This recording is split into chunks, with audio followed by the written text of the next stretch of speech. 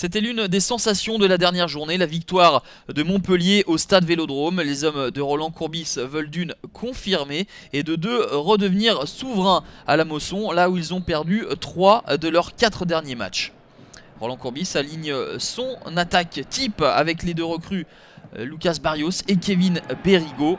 Stambouli en instance de transfert n'est pas dans le groupe. Et côté messin, on est décomplexé et on provoque cette arrière-garde montpelliéraine un peu lourde à l'image de Vitorino Hilton qui déséquilibre Yeni Mbakoto. Monsieur Gauthier désigne le point de pénalty. La puissance et la vitesse de Bakoto, lui qui avait transformé un pénalty lors de la dernière journée face à Nantes. Cette fois-ci, c'est lui qui provoque la sentence et qui, pour tirer cette fois-ci, c'est Kevin Lejeune, l'ancien Auxerrois, avec son pied gauche qui se présente face à Geoffrey Jourdain. Lejeune touche le poteau. Incroyable occasion d'ouvrir le score manqué par le promu messin qui n'a marqué jusqu'alors un seul but depuis le début de la saison. C'était sur penalty justement. Les Messins sont un petit peu plus décomplexés que lors de l'entame du championnat où ils avaient joué très reculés face à Lille notamment. Et cette fois-ci, cette audace a failli être payante avec ce penalty malheureusement non converti pour les Grenats.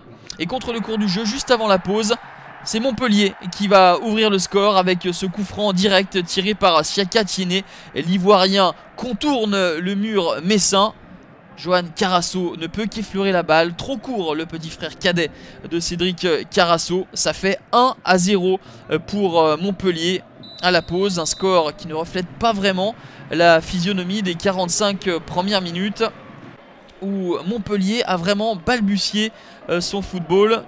Et Albert Cartier peut se ronger les ongles car ces hommes ne sont vraiment pas payés. Mais ils vont essayer de pousser en deuxième période pour aller chercher cette égalisation. Mais Geoffrey Jourdain s'avère être un dernier rempart difficilement franchissable.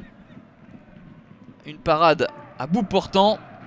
Les coups de pied arrêtés peut-être pour offrir des solutions. Et Falcon était tout proche de trouver le but. Mais c'est sauvé sur sa ligne par Morgan Sanson. Le buteur vénézuélien n'est pas en réussite sur cette affaire.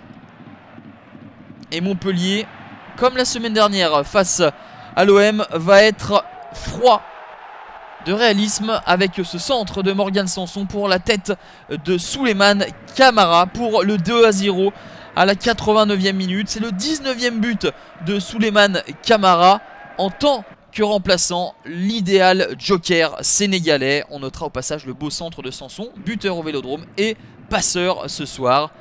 Montpellier s'impose 2-0 et confirme après son succès à Marseille. Metz n'y arrive pas, n'a toujours pas marqué dans le jeu. La réception de Lyon la semaine prochaine s'annonce déjà très importante.